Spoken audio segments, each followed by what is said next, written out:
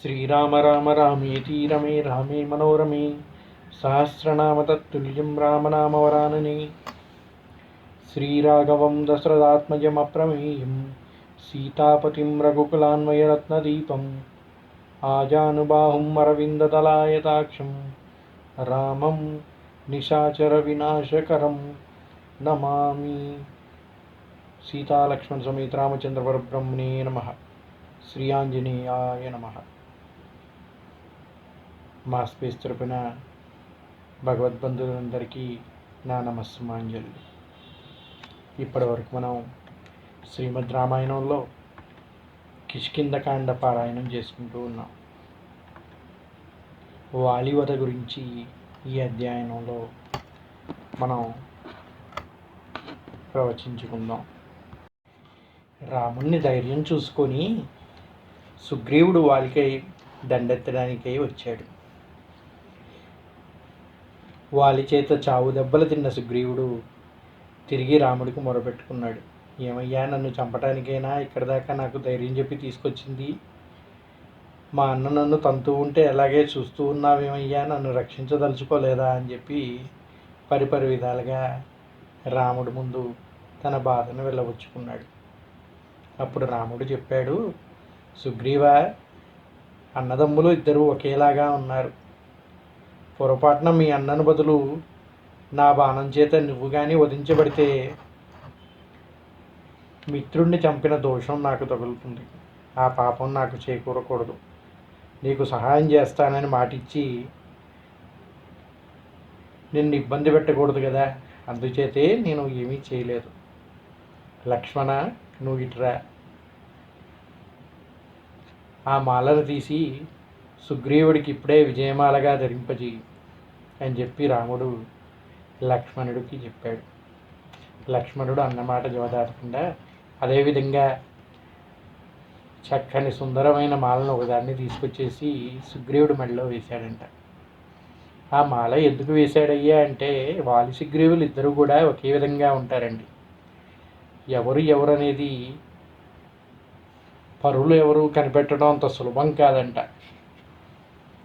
ఒకవేళ వాలికి తగలాల్సిన బాణం పొరపాటున సుగ్రీవుడికి తగిలితే రాముడి చేత సుగ్రీవుడు వధించబడతాడు. అలా జరగకూడదని రాముడు ఏం చెప్పాడయ్యా అంటే లక్ష్మణుడికి, ఆ మాలని విజయమాలగా సూచికంగా ఇప్పుడే ధరింపజేయి. ఎలాగా గెలిచిన తర్వాత విజయమాల వేస్తావు కదా, అదేదో ఇప్పుడే వేస్తే ఈ మాల వేసుకున్నవాడు సుగ్రీవుడని నేను గ్రహించి వాలిని సంహరిస్తాను అని చెప్పాడంట. చూసారండి, ఇద్దరు ఒకే విధంగా ఉంటే పొరపాటున కానీ రాముడు బాణం వేస్తే ఇబ్బంది అయ్యేది కదూ. అందుకనే 4 దెబ్బలు తింటే తిన్నాడులే అని చెప్పి వదిలేశాడంట రాముడు. మరి ఇప్పుడు వెళ్ళు, నీ మెడలో ఈ మాల ఉంది కదా, ఇక భయపడకు అని చెప్పి సుగ్రీవుడికి చెప్పాడు. వాలి రాముడిచ్చిన ధైర్యంతో మహోత్సాహంతో సింహద్వారం చేరి కలయ చూశాడు. బంగారు కాంతి లేని దేహం, మండుతున్న అగ్నిశిఖ వంటి ముఖంతో సుగ్రీవుడు కనిపించాడు. అంతే, ఉత్తరీయం నడుముకి చుట్టుకొని పిడికలు బిగించి ముందుకు చెప్పాడు. సుగ్రీవుడు మరింత రోషంతో ముష్టి బంధించి ఎదురు నిలవగా వాలి, ఓరి, ఇదిగో ఈ పిడిగుద్దు, యమనాదం చేరతావు అనగా సుగ్రీవుడు, నా ముష్టిఘాతంతో నీ తల 1000 ముక్కలవుతుంది అని అరిచాడు. అంతలోనే వాలి సుగ్రీవుడిని తల మీద పిడికిలు వేశాడు. సుగ్రీవుడు రక్తం కక్కుకొని గైరిక ధాతు శోభితమైన పర్వతంలా కనిపించాడు. ఉత్తర క్షణంలోనే సుగ్రీవుడి చేతి కింద బాటులో ఉన్న మహావృక్షాన్ని లాగి విసిరాడు. సాగర మధ్యంలో తరంగ తాడితమైన మహానౌకలాగా ఊగిసలాడుతాడు వాలి. భీమ బలోపేతులైన అన్నదమ్ములిద్దరూ మత్తేబాల వెళ్ళే పోరాడుతున్నారు. పోరుగు పెరుగుతున్న వేళ వాలి బలం పెరుగుతున్నది. సుగ్రీవుడు క్షీణబలం అవుతున్నాడు. ఎందుకయ్యా అంటే, వాలికి ఒక బలం ఉందండి. ఆయన ఎదుటి ఎంతటి బలవంతుడు నిలిచినా కూడా ఆ బలాన్నంతా ఆకర్షించేస్తాడు. సుగ్రీవుడు కూడా బలవంతుడే, అయినప్పటికీ వాలి ముందు నిలవలేడు. వాలితో పోరాడుతూ సుగ్రీవుని యొక్క బలం క్షీణిస్తూ పోయిందంట. వాలికి బలం పెరుగుతూ పోయింది. వాలిని రామబాణానికి గురి చేసే సంకల్పంతో సుగ్రీవుడు శాయశక్తులా పోరాడుతూనే ఉన్నాడు. అవును కదండి, మరి ఈయన యుద్ధం చేస్తున్నప్పుడే కదా రాముడు బాణం వేయాలి. అందుకే ఆయన బలం క్షీణిస్తున్నా కూడా ఏదో ఒక విధంగా కష్టపడి పోరాడుతూనే ఉన్నాడంట. పిడికిల పోట్లు, పాదతాండవాలు, జానుగాతాలు అలా వారు సాగించే యుద్ధం దేవేంద్ర వృతాసుర సంగ్రామం తలుపు తెస్తున్నది. ఇద్దరు దేహాలు రక్తవర్షం కురుస్తుంటే కాలమేఘాలే రక్తధారలతో భూమిని తడుపుతున్నట్టుగా అనిపించిందంట. చూశాడు రాముడు. ఇంకా సుగ్రీవుడు నిలబడలేడని గ్రహించి కోడత్రాచును వంటి బాణాన్ని అందుకొని నారి సంధిస్తుంటే ఆ ధ్వని అక్కడ మృగ వృక్ష సంతతులు భయకంపితులై చెల్లా చెదురయ్యాయి. ఆకారాంతం నారిలాగి బాణం విడిచాడు రాముడు. అగ్నిశిఖ కాంతులతో అది వాలి రొమ్ముని నాటుకుంది. వాలి నేల కూలాడు. పెనుగాలితో నేలకు జరిగే మహావృక్షంలా పడిపోయాడు. సూర్యరశ్మి సోకి అంచులు మేరిసే సంధ్యాకాల మేఘంలా ఉన్నాడు వాలి. క్షీణపుణ్యుడైన యయాతి స్వర్గం నుండి జారిపడినట్టు ప్రళయవేళ దివాకరుడు భూపతి తడిగినట్టు జ్వాలలు సన్నగిల్లిగా అగ్నిహోత్రుని గోచరించిన వాలి చూస్తూ రాముడి దగ్గరగా వెళుతున్నాడు. వచ్చి రాముని చూసి వాలి, ఓహో తమరా, జగద్విఖ్యాతమైన ఇక్షాకోంశీల తమరైనా తేజోబల సంపన్నులైన లోకమంతా చెప్పుకుంటున్నది. ప్రియదర్శనులను తీవ్ర నియమనిష్ట పరాయణులని నేను విన్నది మిమ్ము గురించేనా? అన్నంత వంశసంజాతుడు, తేజోబలపరాక్రమ సంపన్నుడు, సదాచార పరాయణుడు, కరుణాహృదయుడైన వాడివైన యుద్ధమగ్నంలో ఉన్న వారి మీద బాణం విడుస్తారటయ్యా. ఏమయ్యా, నువ్వు ఇంత పరాక్రమితుడివే, తేజోమయుడివే, సంపన్నుడివే, అన్నీ తెలిసిన వాడివే, యుద్ధంలో ఉన్నవాడి మీద బాణం విడవకూడదని తెలియదానయ్యా నీకు అని చెప్పి అన్నాడంట వాలి. సామదామ క్షమ ధర్మధైర్య పరులు, పరాయణులు అని విన్నాను మీ క్షత్రియులను గురించి. ఆ నమ్మకంతోనే మా తార ఎంత మొత్తుకున్నా వినకుండా యుద్ధానికి వచ్చాను. నిన్ను నేను చూడలేదు. వచ్చిన సుగ్రీవునితో మళ్ళా యుద్ధానికి దిగాను. ఆ మత్తులో ఉన్న నా మీద బాణం ప్రయోగించిన ధర్మమూర్తి, లోక ప్రతారణ కోసం ధర్మధ్వజం చేతబట్టడం అయ్యా. తృణోచ్ఛాతమైన మహాకోపాసుని నువ్వు, నివురుగప్పిన మహాగ్నివై నాకు నీకు ఏ వైరం ఉన్నదయ్యా ఈ పని చేశావు అన్నాడంట. అంతే కదండి, వాలికి రాముడికి ఎటువంటి వైరం లేదు. కేవలం సుగ్రీవుడి కోసమే వాలిని దండించాల్సి వచ్చింది. అడవిలో పండు కాయ తిని బ్రతికే వానరాన్ని నన్నెందుకు చంపావయ్యా రాజబిడ్డ? క్షత్రియ వీరుడు, సర్వశాస్త్ర విధుడు, ధర్మాధర్మాలు తెలిసిన వాడివి, నువ్వు ఇంతటి అధర్మానికి ఒడిగడతావనుకోలేదయ్యా అన్నాడంట. ఇంత లోకనింద అయినా కర్మ ఎవడో అల్పుడు చెయ్యాలి, కానీ నీ వంటి వాడు ఈ పని చెయ్యడే. మేము వన చర్మాగృత జాతివారము, పశుత్వం మాకు సహజం. నువ్వు మానవుడివి, మానవుల్లో నీ అంతటి వివేకం కలవాడు లేడని విన్నాను. మానవ సంఘంలో భూమి కోసం, ధనరత్న ధాన్యాది సంపదల కోసం వైరాలు పెరుగుతాయని ఎరుగుదును. ఈ అరణ్యంలో అటువంటివి ఏమీ ఉండవే. ఎందుకు నా మీద నీకు ద్వేషం? రాజనీతి కూడా హద్దులుంటాయి కదా, దాన్ని తప్పి చరించలేదా? ఇంద్రియ వశవర్తమై నా మీద క్రోధం తెచ్చుకొని అన్యాయానికి పాల్పడ్డావు. ఈ అకర్యాన్ని గురించి మీ పెద్దలు నిలబెట్టి అడిగితే ఏం చెప్పుకుంటావయ్యా అని చెప్పి వాళ్ళు అడిగాడు. ఎందరికో ఇదే విధమైన ధర్మ సందేహం కలుగుతుందండి. ధర్మయుద్ధంలో కదా రాముడు ఎవరినైనా జయించాల్సింది. అధర్మంగా వాళ్ళని వెనకరించి బాణం వేసి ఎందుకు చంపాడయ్యా అని చెప్పి అందరూ కూడా ఎంతోమంది సందేహిస్తూ ఉంటారు. దీనికి కూడా ఒక వివరణ ఉందండి, అదేంటో ఇప్పుడు చూద్దాం. ఈ వానరుని చర్మం కానీ రోమం కానీ మీరు వాడరే, మా మాంసం కూడా మీకు నిషిద్ధమే. పంచశకాలు బ్రహ్మక్షత్రియులు ముట్టరానివి, ఎందుకు నన్ను చంపినట్లు అని చెప్పి వాళ్ళే అడిగాడు. మా తారకి తెలిసింది నీ సంగతి, అది చెప్పనే చెప్పింది, కానీ నేనే వినశతతో ఇలా వచ్చాను. దశరథుని వంటి ధర్మవ్రతపరాయణుడికి నీ వంటి ధూర్తుడు, వంచకుడు, మిథ్యావాది ఎలా కలిగాడయ్యా? ధర్మక్షత భీతి లేని నరమెత్తేబా, నా ఎదుట నిలబడి యుద్ధానికి వచ్చి ఉంటే నిన్ను ఉత్తర క్షణంలో యమసదనం చేర్చేవాడిని. సుగ్రీవుని సాయం కోరి ఈ పని చేశావంటాయ్యా. అది నాతో చెప్తే గడియల మీద నీ జానకిని నీ దగ్గరికి తెప్పించేవాడిని కదా. ఆ రావణుడు సీతని ఎక్కడ దాచినా నీ దగ్గరికి రప్పించేవాడిని కదా అనాయాసంగా. అంతేకాదు మా తమ్ముడికి నా తరువాయి సింహాసనం ఇచ్చేవాడిని. ఇప్పుడు నేను నా మరణానికి బాధపడటం లేదు. పుట్టిన ప్రాణి గిట్టక తప్పదు ఎప్పుడో ఒకప్పుడు. కానీ నువ్వు చేసిన ఈ అకార్యానికి లోకం నిన్ను వేలెత్తి చూపక మానదు అని బాధపడుతూ అన్నాడంట వాలి. అంతవరకు మౌనంగా విన్న రాముడు, వానరేంద్ర, ధర్మార్థ కామాలని లోక వ్యవహారాలని తెలియని పసివాడి పలుకుల వలె పలుకుతావేమయ్యా. నువ్వెరగదువా నేను రాజబిడ్డనని? పశుపక్ష మానవ గుణాలలో ఎవరినైనా నిగ్రహించడానికి అనుగ్రహించడానికి మాకు అధికారం ఉన్నదయ్యా. అది మర్చిపోయావా? చూసారా అండి, మీకు వచ్చే ధర్మ సందేహానికి ఇక్కడే జవాబు దొరికింది. ఆయన వానరుడు వాలి. పశుపక్షాదుల్ని వేటినైనా దండించి వశం చేసుకునే ధర్మమే అది మానవులకి. వాటిని దండించవచ్చు.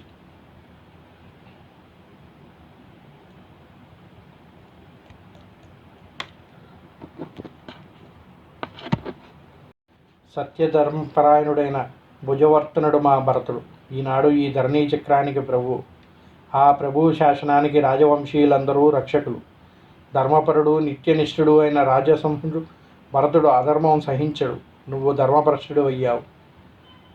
కామనే సర్వాంగం భావిస్తూ రాజధర్మచ్యుత జరిపిన వాడివి. ఇంటి పెద్ద కొడుకు తండ్రితో గురువుతో సమానుడు. కన్న కొడుకుతో పాటు తోడబుట్టిన తమ్ముడు, విద్యాభ్యాసం చేసే శిష్యుడు కూడా పుత్రుడే. ఇది ధర్మరహస్యం. నీకు తెలిసినా తెలియకపోయినా నీ ఆత్మకి తెలిసినది. అది ఇప్పటికిప్పుడు నన్ను జాగృతం చేస్తూనే ఉంటుంది. నువ్వు వానరుడివి. చపల చిత్తంతో ఉండి నీ వంటి బుద్ధులకి సచివులతో యంత్రాంగం సాగిస్తున్నావు. జాత్యాంధులు వెంటబడిపోయి అంధుడికి గమ్యం దొరకదు. ధర్మమూ తెలియదు కనుక నేను చెప్పే ధర్మరహస్యం విను. పుత్రుడైన తమ్ముని భార్యని హరించి అధర్మదోషం నీలో ఉన్నది. నీ సోదరుడు జీవించి ఉండగానే ఈ దుష్కార్యం చేసిన నీకిదే శిక్ష. కామవాంఛ నీ కళ్ళు మూసేసింది. కోడలతో సమానురాలైన రోమతో భోగాలు అనుభవించి అధర్మానికి ఇది శిక్ష. నువ్వు చేసిన తప్పేంటో నీకు తెలియదా?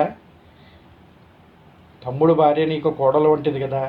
ఆమె మీద కామవాంఛతో నువ్వు చేసిన పని తప్పు కదా అని చెప్పాడంట. అది నువ్వు ఒక పశువువి. పశువుని శిక్షించే అధికారం మాకున్నదని తెలియదా? నువ్వు చేసిన అధర్మానికి కూడా నీకు శిక్ష వేసే అధికారం మాకున్నది.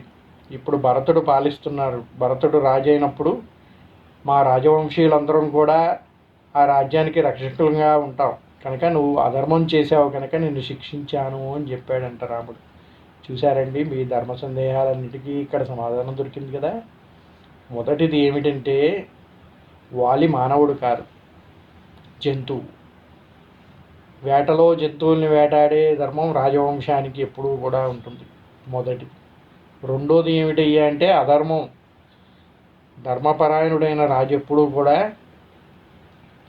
తన దగ్గరుండే మృత్యులందరినీ చక్కగా చూసుకోవాలి. కన్న బిడ్డల వలె చూసుకోవాలి. కానీ వాలి అలా చేయలేదే. ఇంకోటి, తమ్ముడు అంటే అన్నకి కొడుకు వంటివాడు. వాలికి సుగ్రీవుడు కొడుకు వంటివాడు. సుగ్రీవుడు భార్య ఏమవుతుందండి? కోడలు అవుతుంది. మరి అటువంటి కోడలతో ఆయన ప్రవర్తించిన తీరు సరిగా లేదు కదా. కామవాంఛతో ఆమెని వశింపజేసుకొని క్రీడలు ఆడిస్తూ ఉన్నాడు. అటువంటి చేయటం తప్పు కాబట్టి, అధర్మం గావించాడు కాబట్టి అధర్మానికి శిక్ష విధించే ధర్మం రాజరక్షకులకు ఉంటుంది కాబట్టి రాముడు ఆ స్థానంలో ఉండి నిన్ను దండించాను అని చెప్పాడు వారికి. నువ్వు చెప్పినట్లే ధర్మరక్షణ జీవిత లక్ష్యం గల ఇక్ష్వాకువంశంలో పుట్టిన నేను నీ అధర్మాన్ని సహించలేను. తోబుట్టువుని, సోదరుని భార్యని కామమోహితుడై అనుభవించడానికి మరణమే దండన. ఇది స్మృతి. ధర్మనిరతుడెవడూ స్మృతిని ఉపేక్షించడు. మర్యాద విడిచి అధర్మాన్ని ఆచరించే నీతో మేము స్నేహానికి చెయ్యి చాపుతూ మానుకున్నావా? ఏమనుకుంటున్నావు నువ్వు? నీ వంటి అధర్ముడికి మేము స్నేహం కావాలని చెయ్యి చాపుతాం అనుకున్నావా? నీ అంత శక్తివంతుడు కాకపోయినా ధర్మపరాయణుడైన సుగ్రీవుడికి మైత్రికి అంగీకరిస్తాం, కానీ నీ వంటి అధర్ముడి చేత మాకెటువంటి స్నేహం అవసరం లేదయ్యా, నీ వంటి వాడి ముందు చెయ్యి చాపమయ్యా అన్నాడంట. నాకు లక్ష్మణుడెంతో సుగ్రీవుడు కూడా అంతే. ఆ సోదరుడికి అభయం ఇచ్చి ప్రతిజ్ఞ చేశాను, ప్రతిజ్ఞానుసారం నిన్ను సంహరించాను అన్నాడు. పాపాచారులు రాజదండనతో పాప విముక్తులై స్వర్గం చేరుతారని పాపాచారులు చోరులు స్వయంగా రాజసన్నిధికి వెళ్ళి తమ నేరాల్ని ఒప్పుకొని దండానితులై క్షమాభిక్ష పొందిన వారికి పాపఫలం లేదని మనవు చెప్పాడు. అందువల్ల మేము మనుమార్గం అనుసరించి మా కర్తవ్యాన్ని నిర్వర్తించామే కానీ అక్రమము అధర్మము లేదు ఇక్కడ. ఇక చట్టము నిలబడి కొట్టడం దేనికని నీ ప్రశ్న. ఇదంతా సరే, చాటు నుంచి నన్ను ఎందుకు కొట్టావయ్యా అని చెప్పి అన్నావు కదా, దానికి కూడా సమాధానం చెప్తాను. రాజులు మృగ వినోదాలు, ఆ వేటలో వారు ఉచ్చులు పన్నుతారు, ఎరవేస్తారు, ఇంకా ఎన్నో విధాల మాటు పెట్టి మృగాల్ని సంహరిస్తారు. ఎరుగుతావు కదా, మత్తులో ఉన్న అప్రమత్తంగా ఉన్న మృగాల వేట అధర్మం కాదు. అందుచేత మేము నిన్ను చెట్టు చాటి నుండి కొట్టాం. నువ్వు మృగానివే కదా, మనిషివి కాదు కదా. మృగాల్ని ముందు నుంచే కొట్టాలని ఎక్కడా ధర్మంలో లేదు. ఎన్నో ఎత్తులు పై ఎత్తులు మాటు వేసి రకరకాలుగా కష్టించి మృగాల్ని వేటలో బంధించడం కానీ సంహరించడం కానీ చేయటం ధర్మమే. అందువల్లే వెనక నుండి కొట్టాను, అది అధర్మం కాదు అని చెప్పాడు. తన ప్రజలకు సుఖమయ జీవితాన్ని ధర్మపాలని అనుగ్రహించేవాడు ప్రభువు. క్రోధావేశంతో నువ్వు ధర్మం తెలియక నోటికి వచ్చినట్టు పరుష భాషలాడుతున్నావు. అయినా నేను ఆవేశపడవలసిన పని లేదు, ధర్మ మార్గం బోధపడిందా అన్నాడు. అంతవరకు సంశయగ్రస్తమైన వాలి మనస్సు ధర్మవాయు ప్రసారంతో నిర్మలాకాశం అయింది. 2 చేతులు జోడించాడు. అప్పటి వరకు రాముడేదో తప్పు చేశాడు, తనని ఈ విధంగా వధించాడు, అటువంటి పురుషార్థముడు చేయాల్సిన పనులు కావు కదా అనుకుని ధర్మ సందేహాలతో ఉన్న వాలికి ఈ సమాధానాలతో మొత్తం కూడా బోధమైందంట. అంతా కూడా తెలిసిన వాడై ధర్మచిత్తంతో నిర్మల ఆకాశంతో 2 చేతులు జోడించి నమస్కరించాడు రాముడు. సర్వోత్తమ, మా వంటి సామాన్యులకి నీ వంటి వానితో వాదం చేయ శక్తి ఎక్కడిది? క్రోధంలో నేనేదో అన్నాను, అందుకు క్షమాభిక్ష పెడుతున్నాను.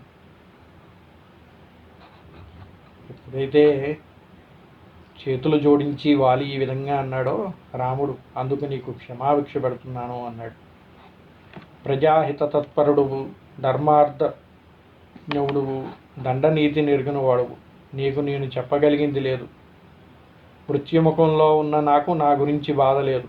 తారను గురించి ఆలోచించను, ఎవరిని గురించి నాకు చింత లేదు. కానీ అనుక్షణం ఆగి గుణవంతుడైన నా బిడ్డ అంగదుడిని గురించి బాధపడుతున్నాను. అల్లారు ముద్దుగా పెంచుకున్నాను, వాడొక్కడే నాకు బిడ్డ. వాడిప్పుడు తండ్రి లేని బిడ్డ. వాడికి రక్షణ ఇస్తానని వాగ్దానం చెయ్యి అన్నాడు. సుగ్రీవుడితో సమానంగా వాడికి అభయం ప్రదానం ఇవ్వవయ్యా. మీ లక్ష్మణ్ని ఎలా చూసుకుంటున్నావో వీరిని అలాగే చూడు. తారని సుగ్రీవుడు హింసించకుండా కట్టడిచి వీరందరినీ అనుగ్రహించు, ఇంతే నేను కోరేది అన్నాడు వాలి. ఎప్పుడైతే రాముడు అన్నీ చెప్పాడో ఆయనకు మొత్తం బోధపడింది. రాముడు వంటి పరమాత్ముడు ఎప్పుడు కూడా తప్పు చేయడం తెలుసుకున్నాడు. 2 చేతులు జోడించి,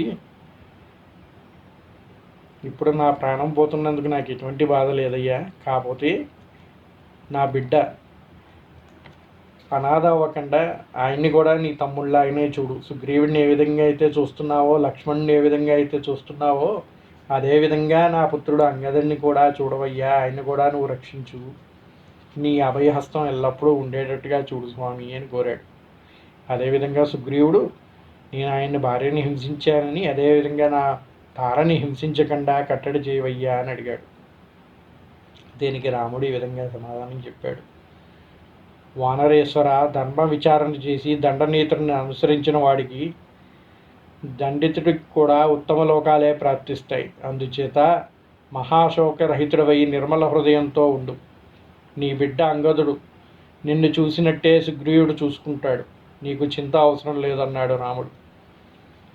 నీ బిడ్డ అంగడు ఉన్నాడు కదా, ఇక నుంచి నువ్వు బాధపడకు. నువ్వు ఏ విధంగా అయితే చూసుకున్నావో సుగ్రీవుడు కూడా అదే విధంగా చూసుకుంటాడు. నీకు ఆ విషయంలో ఎటువంటి చింత అవసరం లేదు అన్నాడు. వాలి నేల కోరిన వార్త అంతఃపురం చేరి క్షణంలోనే తారా శోకసంతాన హృదయంతో అంగదుని వెంటబెట్టుకొని అంతఃపురం విడిచి వస్తున్నది.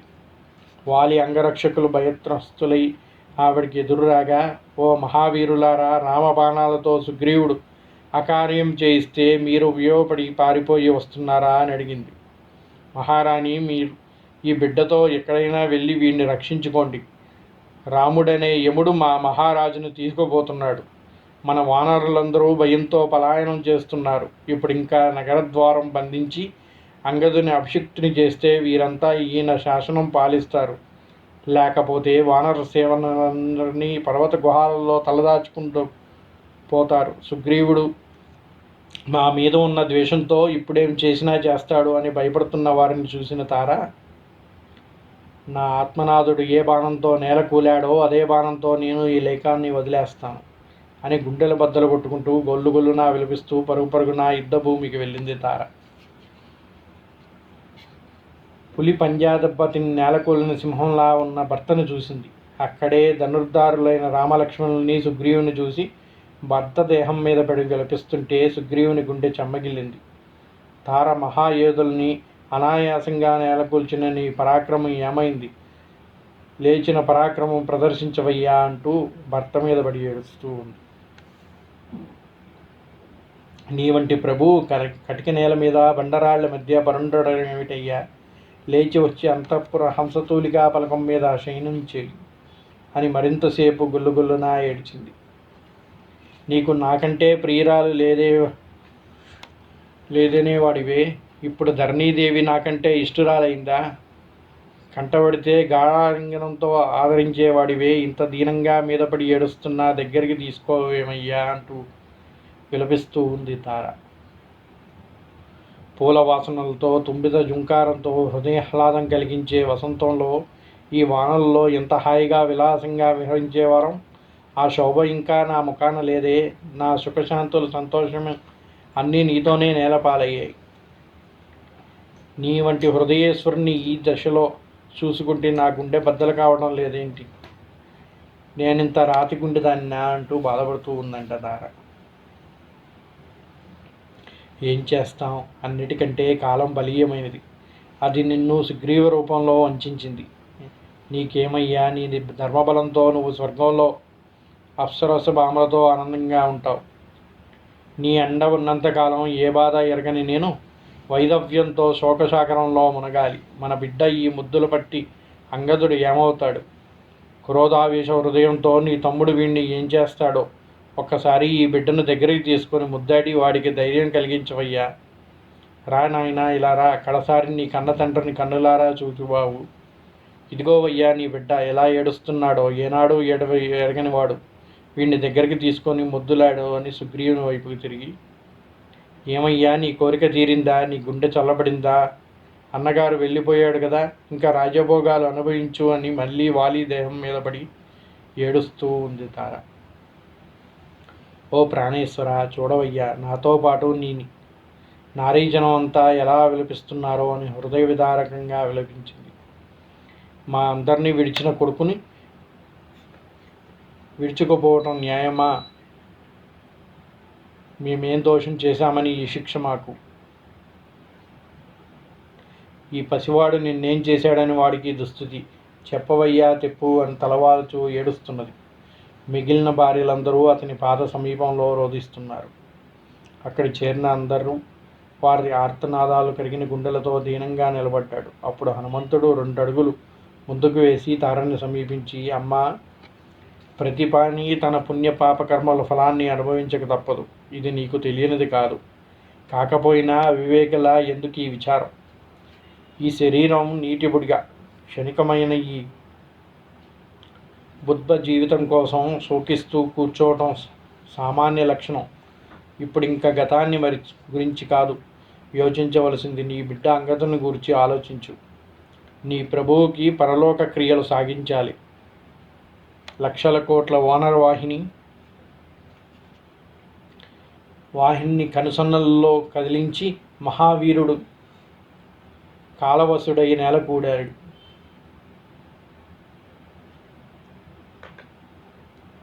అమ్మా, ఇప్పుడు వానర రాజ్యమంతా నీ స్వాధీనంలో ఉంది. నీ బిడ్డతో పాటు ఈ వానరసేనంతా నీ ఆజ్ఞ కోసం నిరీక్షిస్తున్నది. నువ్వు కన్నీరు తుడుచుకొని భర్తకు పరలోక క్రియలు పూర్తి చేయించు. నీ బిడ్డని రాజ్యాధిపతిని చేసి హాయిగా ఉండాలి అని ఉపశమన వాక్యాలు పలుకుతుంటే తార తలపైకెత్తి, హనుమ, 1000 మంది అంగదులు కలిసినా ఒక్క వారికి సరితూగుతారా? ఇప్పుడు నేను భర్తకి అగ్ని సంస్కారం చేయలేను, కొడుకుని సింహాసనం ఎక్కించలేను. ఒక్కటి మరిచిపోకు, ఏ బిడ్డకైనా తండ్రి వంక బంధువులు ఆప్తులైనట్లు తల్లి ఆప్తురాలు కాదు. అందుచేత వీని పట్టాభిషేక విషయం నాతో చెప్పకు. ఈ మహాయోధుడు సేవ తప్ప నాకు మరేమీ తెలియదు అని విలిపిస్తుంటే వాలి అతి ప్రయాస మీద కన్ను తెరిచి ఎదురుగా తల వంచి నిలబడ్డాడు సుగ్రీవుని అంగదుని చూసి. తమ్ముడు, విధి ప్రేరణతో అవివేకనై నీకు ద్రోహం చేశాను. ఉన్న ఇద్దరం సుఖంగా కలిగి ఉంటే రాత మన ముఖానం లేదురా. నేను వెళ్తున్నాను. ఈ సర్వవానర రాజ్యానికి నువ్వే అధిపతివి. చివరి మాట ఒక్కటి చెప్పాలి నీకు.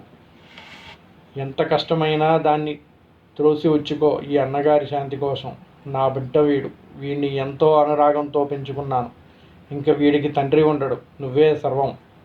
వాడిని సర్వవిధాలా రక్షిస్తానని మాట ఇయ్యి అన్నాడు. వీడి పరాక్రమంలో నీ అంతటి వాడు. తరుణ వయస్కుడు. శత్రు సంహారంలో వెనకడుగు లేదు వీడికి. సరే, నువ్వు ఎరుగుదవు. మీ వదిన తారా విశేష ప్రజ్ఞావంతురాలు. క్లేశాలలో, విపత్తుల్లో నిబ్బరంగా ఉండే మంచి చెడ్డలు విచారించి నిర్ణయాలు తీసుకోగలదు. ఆవిడ నిర్ణయం ఏనాడో వ్యర్థం కాదు. ఆ బాణం నిన్ను కూడా బలిగొనగలదు. ఇదిగో ఈ హేమమాల తీసుకో. ఇది విజయదామం అని తన మెడనున్న సువర్ణహారం తీసి ఇచ్చాడు. సుగ్రీవుడు తల వంచి అందుకొని మెడలో వేసుకున్నాడు. అప్పుడు వాలి అంగదుని చేరవిలిచి, నాయనా, దేశకాలను గుర్తించుకొని ఇష్టాయిష్టాలను పొంగి కృంగకుండా సుగ్రీవుని ఆజ్ఞానుసారం ప్రవర్తించు. ఇక ముందు నువ్వు నీ ఇష్టం వచ్చినట్లు ప్రవర్తించకూడదు. నువ్వేం చేసినా నేను తండ్రిని కనుక సహించాను. ఆ సాహసం అందరికీ ఉండదు. ప్రభుసేవ నీ కర్తవ్యం. రాజశత్రువులతో కానీ మిత్రులతో కానీ యంత్రాంగాలతో సాగిస్తే క్షమించరు. మరొక్క మాట, ఎవరితో అయినా అతి స్నేహం, తీవ్ర వైరం క్షేమం కావు. ఈ మాటలు నీ మనసులో ఉంచుకో అంటుండగానే వాలి చేతులు జారిపోయాయి. పెదవులు కదలటం మానేశాయి. కనురెప్పలు మూతపడలేదు. తెరిచిన నోరు తెరిచినట్టే ఉంది. అందరూ గొల్లుమన్నారు.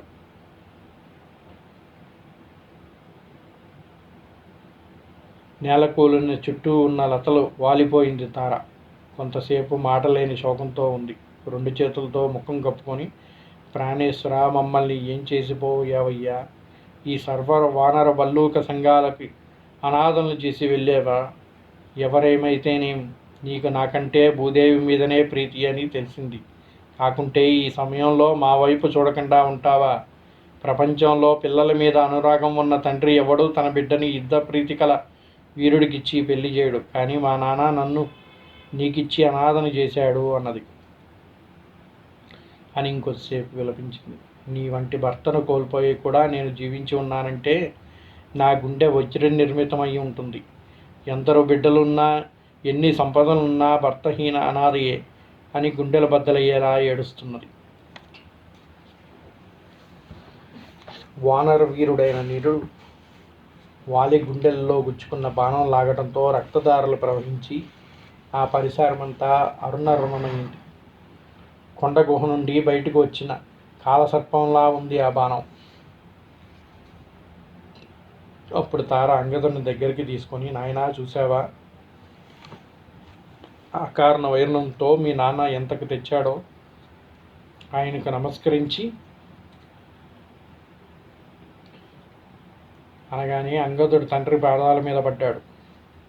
సంగ్రమాగ్ని రామ ప్రహార నదీ జలాలతో భార్య లేకుండా అపభృత స్నానం చేయటం న్యాయమా అని తార మరింత దయనీయంగా విలపిస్తుంటే సుగ్రీవుడు గుండె దగ్గర కన్నులు ఒత్తుకుంటూ అనుచర సమేతంగా రామును సమీపించాడు. ధనుష్పాని రామభద్రుడు నిశ్చలంగా చూస్తూ ఉన్నాడు. సుగ్రీవ, రామభద్ర, నీ ప్రతిజ్ఞ నెరవేర్చుకున్నావు, కృతజ్ఞుణ్ణి. అయితే ఈ దృశ్యం చూస్తుంటే నా జీవితం మీద నాకే అపహాస్యం కలుగుతున్నది. ఈ రాజ్యం, రాజభోగాలన్నీ ఇవన్నీ నాకు అనవసరం. నా మనస్సుకివన్నీ పరమనింద్యులుగా ఉన్నాయి. అంతటి అన్నగారు రక్తసిక్తులై ఈ కటిక నేల మీద పడి ఉన్నాడు. పట్టమహిషి తారాదేవి శోకమూర్తిలా ఉంది. అంగదుడు సరే, ఈ దశలో నాకు రాజ్యమా? ఆయన నాకు చేసిన అన్యాయం, జరిపిన అవమానాల కారణంగా నిన్నెందుకు అర్థించాను. ఇన్నాళ్ళు ఉన్న ఆ ఋష్యముఖం మీదనే ఏదో ఆకు అలము తింటూ గడపాలని ఉంది. ఈ రాజ్యం మీద నా మనసు పోవటం లేదు. అలనాడు ఆయన నన్ను ఒక పిడిగుద్దు యమనాదం చేర్చగలిగి ఉండేవాడు. పోరా, నా కంటపడకుండా ఎక్కడో ఒక చోట దొరికిన తిండి తింటూ బ్రతుకు అని వదిలేశాడు. అయినా అంత ఉదారుడు. మరి నేను చేజేతులా అటువంటి అన్నగారిని చంపించుకున్నాను. నా వంటి నీచుడు మరొకడు ఉండడు అని చెప్పి సుగ్రీవుడు కూడా బలపడుతూ ఉన్నాడంట. ఈరోజు మొదటిసారి యుద్ధానికి నేను పిలిచినప్పుడు కూడా ఆయన నన్ను చంపకుండా చిన్న చెట్టు కొమ్మతో కొట్టి పోరా, ఇంకా మళ్ళీ రాకు అని అన్నగారు తమ్ముడిని మందలించినట్టు పంపాడు. అయినా పెద్దతనం, భాతృత్వం, ధర్మదృష్టి విడవకుండా నేను కామక్రోధ వశీభృత హృదయంతో కవి ప్రకృతిని విడవలేకపోయాను. అధర్మభూయిష్టంగా, వంశనాశన కారణంగా ఆయన ఎంతటి దారుణం సాగించినా నేను ప్రజాపాలనకి యోగ్యుడిని కాను. ఈయన వానర సమాజానికి కీడు తలపెట్టిన మహాపాపిని నేను. అగ్నిజ్వాల తప్తమైతన బంగారంలో మిగిలిపోతుంది. ప్రాయశ్చిత్తంతో కానీ నా పాపం నశించదు. పుత్ర సంతానం పెద్ద క్లేశం కాదు, కానీ అంగదుని వంటి ఔరుణుడు కలగటం అసంభవం. పితృశోకంతో ఈ అంగదుడు జీవిస్తాడనే నమ్మకం లేదు.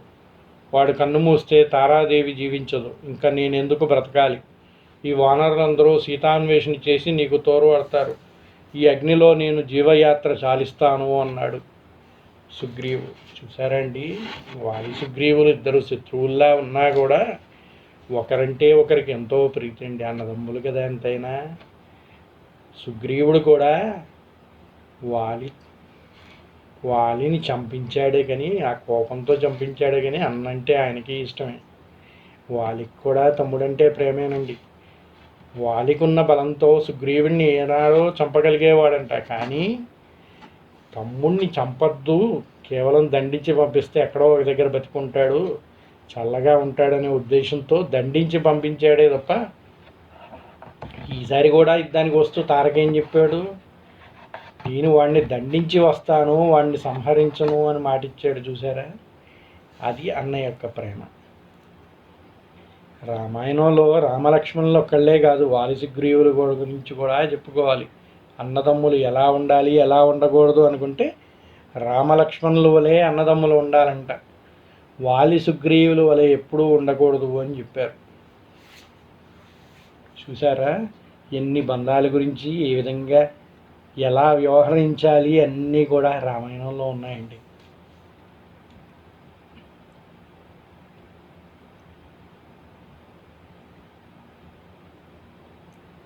ఇక్కడతో ఈ అధ్యాయాన్ని ముగించి మరొక అధ్యాయంలో మళ్ళీ కలుసుకుందాం. స్వస్తి. ధర్మో రక్షిత రక్షితః. సీతాలక్ష్మణ సమేత రామచంద్ర ప్రభు అనుగ్రహ కటాక్షిద్రస్తు. మనోవాంఛా ఫలసిద్ధిరస్తు. శ్రీదేవతాభ్యం సర్వదేవతానుగ్రహ కటాక్షిద్రస్తు.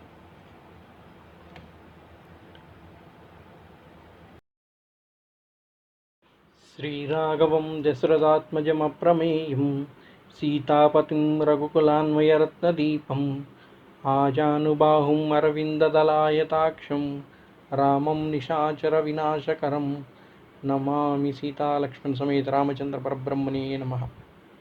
రామో విగ్రహవాన్ ధర్మ అంటారు. అంటే రాముణ్ణి మించిన విక్రమవంతుడు కానీ, ధర్మవంతుడు కానీ ఈ జగత్తులోనే ఎక్కడా లేడంటారు. అటువంటి శ్రీరాముని యొక్క చరిత్ర వాల్మీకి విరచించినటువంటి శ్రీమద్ రామాయణాన్ని మనం ఇప్పటి వరకు ప్రవచించుకుంటున్నాం కదా. ఇందులో మనందరికీ కూడా ఎన్నో ధర్మ సందేహాలు. ఇది ఈ విధంగానే ఎందుకు జరిగింది, దీనికి ఏ వాన్మయం ఉంది, ఈ విధంగా ఎందుకు జరగాలి, ఇలా ఎందుకు జరిగి ఉండకూడదు అనే సందేహాలు ఎన్నో ఉంటాయి.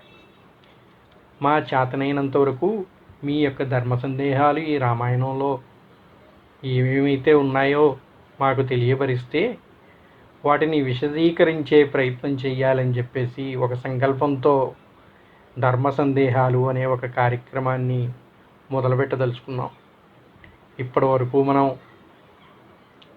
రామాయణంలో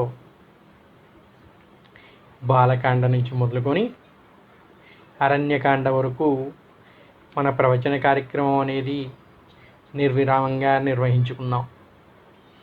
ఇంకా ముందు కిష్కింధకాండ, యుద్ధకాండ కూడా ఉన్నాయి. దీనిలో మీకు ఎటువంటి సందేహాలు ఉన్నా కూడా maspspace1@gmail.com కానీ లేదా మా యొక్క యూట్యూబ్ ఛానల్లో కామెంట్స్ రూపంలో కానీ మీ సందేహాలని మాకు పంపించినట్టయితే మా చేతనైనంత వరకు వాటికి సవివరణ ఇవ్వడానికి ప్రయత్నిస్తాం. మాకు తెలియని వాటిని తెలుసుకొని మీకు తెలియజేసే ప్రయత్నం చేస్తాం. దీనివల్ల జ్ఞానం అనేది ఎవరి సొంతం కాదు. అది మీ దగ్గర నుంచి మీరు నేర్చుకున్నా, మా దగ్గర నుంచి మీరు తెలుసుకున్నా, గురువుల నుంచి మనం తెలుసుకున్నా అందరికీ ఉపయోగపడేదే కనుక ఈ ధర్మ సందేహాల ద్వారా మనందరికీ కూడా చక్కటి జ్ఞానం పొందగలిగే అవకాశం లభిస్తుందని ఈ సత్సంకల్పానికి మీరందరూ కూడా పాటుపడాలని కోరుకుంటూ ఈ ధర్మ సందేహాల ప్రోగ్రాంని ప్రారంభించడానికి ప్రయత్నం చేస్తాం. రామాయణం కార్యక్రమం ఇంకా మనకి 2 కాండాలు మిగిలి ఉంది కనుక ఈ లోపల మీ ధర్మ సందేహాలన్నింటినీ మాకు పంపించినట్టయితే వీటన్నిటినీ క్రోడీకరించి తగిన సమయంలో మీరు అందించే ధర్మ సందేహాలని బట్టి ఎన్ని ప్రోగ్రామ్స్ చేయాలనేది నిశ్చయించి ఒక రోజున చక్కగా వీటన్నిటికీ జవాబులు చెప్పడానికి ప్రయత్నిస్తాం. మర్చిపోకండి, ఇప్పటివరకు మన రామాయణ కార్యక్రమాన్ని ఫాలో అవుతున్న వాళ్ళందరూ కూడా ఈ యొక్క ధర్మ సందేహాల్లో మీ ప్రశ్నల్ని పంపించినట్టయితే వాటికి సవివరణ ఇవ్వడానికి ప్రయత్నం చేస్తాం. శ్రీరామాయ నమః.